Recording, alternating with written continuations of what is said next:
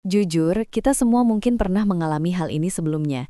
Satu momen, kamu bersemangat untuk berdiet dan merubah semua habit buruk. Tetapi setelah beberapa hari, kamu kembali makan keripik secara berlebihan dan menonton Netflix selama berjam-jam. Apa yang terjadi? Mengapa rasanya begitu sulit untuk tetap termotivasi? Apa benar itu cuma sesimpel kamu orangnya nggak cukup disiplin? Hai temans, jumpa lagi di channel Latah Latih Karapai. Hari ini, kita akan menjawab pertanyaan-pertanyaan seputar motivasi diet dan mengungkapkan solusi nyata tentang bagaimana tetap termotivasi untuk menurunkan berat badan yang didukung oleh sains.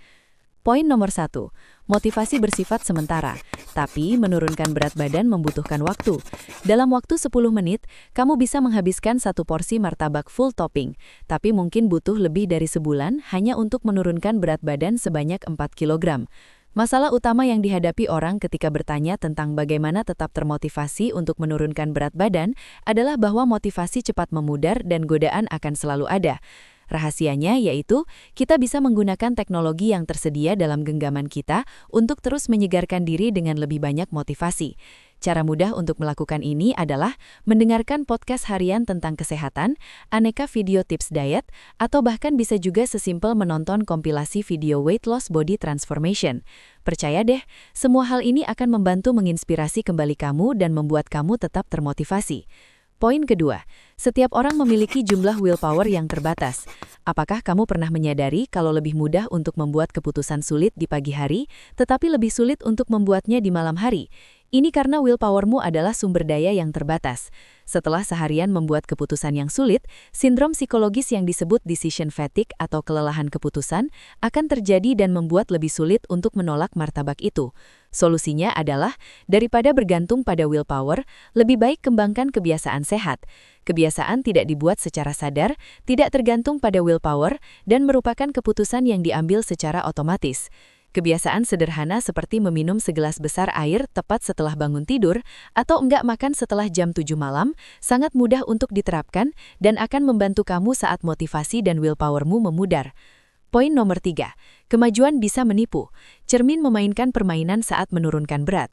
Banyak pelaku diet telah mengalami situasi di mana mereka kehilangan berat badan dan merasa lebih baik, tetapi tidak melihat hasil fisik di cermin. Ini bisa bikin sangat frustrasi. Ketahuilah, ini bisa jadi mata kamu beradaptasi pada penampilanmu karena paparan harian di cermin. Ini terjadi pada sebagian besar pelaku diet. Orang yang terlalu fokus pada angka timbangan seringkali punya gambaran diri yang kritis. Bahkan kalau kamu sukses menurunkan berat badan, otak kamu mungkin masih berpegangan pada citra tubuh yang lama, atau fokus pada area bermasalah yang tersisa pada tubuhmu, seperti area perut atau lengan yang masih sedikit bergelambir. Tubuh kamu kayak gulungan tisu. Waktu kamu melepas beberapa lembar pertama, ukuran diameternya tidak menunjukkan perubahan yang signifikan.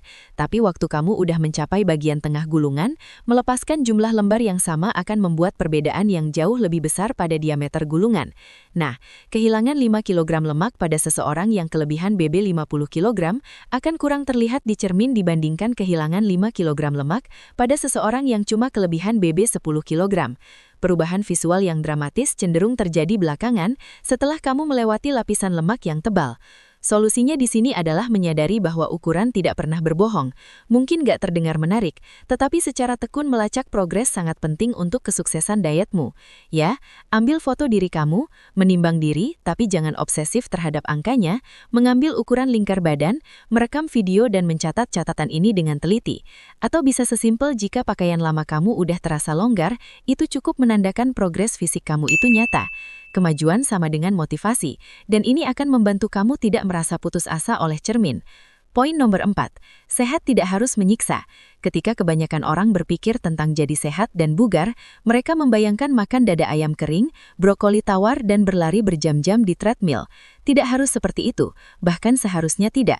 Temukan sesuatu yang kamu cintai, terutama ketika berkaitan dengan olahraga, yoga, pilates, tinju, bersepeda, berlari, hiking, angkat beban dan banyak pilihan lainnya.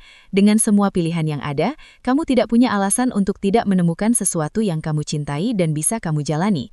Ingat, rutinitas olahraga yang sempurna tetapi kamu benci akan lebih sedikit efektif daripada menemukan jenis olahraga yang kamu cintai dan akan terus kamu lakukan. Atau bisa juga mempelajari aneka resep olahan makanan versi sehat dan rendah kalori. Ingat, makan sehat itu nggak berarti makan yang hambar-hambar. Poin nomor 5. Berikan reward pada dirimu sendiri. Banyak orang salah kaprah mengira yang dimaksud reward adalah selalu berupa makanan junk food atau sesuatu yang manis-manis. Ini tak sepenuhnya salah, namun juga tidak dibenarkan. Menjadikan makanan sebagai reward bisa jadi bahaya untuk program diet karena seseorang bisa mengasosiasikan makanan sebagai ganjaran atas kerja keras, stres, atau hadiah pencapaian. Ini bisa menjadi coping mechanism atau pelarian yang berujung menjadi fase emotional eating. Solusinya, ganti hadiah makanan dengan hadiah yang tidak melibatkan makanan. Contohnya seperti, kalau aku berhasil turun 4 kg, aku bakal ngelakuin staycation, manicure atau pedicure, atau beli beberapa baju baru. Atau kamu juga bisa bikin otak kamu fokus pada reward intrinsik atau perasaan yang kamu dapetin selama atau setelah melakukan perilaku sehat. Seperti, aku lebih fresh setelah lari pagi, atau aku merasa bangga udah mencapai 10.000 step hari ini. Melakukan hal ini bisa membuat kamu lebih menghormati rasa kenyang dan lapar. Kamu belajar bahwa makan adalah respons fisiologis, bukan respons terhadap emosi atau kebutuhan dopamin. Tapi jika kamu benar-benar ingin mendapatkan cheat meal, terlebih di acara sosial yang bikin kamu terlihat freak untuk terus-terusan menolak suguhan, kamu boleh kok memakannya, tapi ingat, makan secukupnya dan dengan kesadaran penuh. Katakan pada dirimu, 1 atau 2 potong kue nggak akan merusak rencana dietku, tapi makan 1 loyang bisa. Ini bakal bikin diet kamu lebih enjoy dan fleksibel. Jadi kesimpulannya, solusi untuk tetap termotivasi untuk menurunkan berat badan adalah nomor 1, temukan sumber motivasi harian, nomor 2, fokus pada menetapkan 1 atau 2 kebiasaan inti yang kamu bisa jalani, nomor 3, lacak kemajuan dengan tekun, nomor 4, temukan jenis olahraga dan rencana diet yang kamu nikmati, nomor 5, hadiahi diri karena tetap pada rencana, tanpa membuat jebakan pada program. Ingat ya teman, kamu pasti bisa. Kalau kamu suka dengan pembahasan seputar diet dan tips untuk nurunin berat badan, silahkan tekan like, subscribe, dan share video ini jika kamu ngerasa video ini bermanfaat. Kamu juga bisa sharing pengalaman dan kendala yang kamu alami selama melakukan diet di kolom komentar. Sampai jumpa di video selanjutnya. Bye!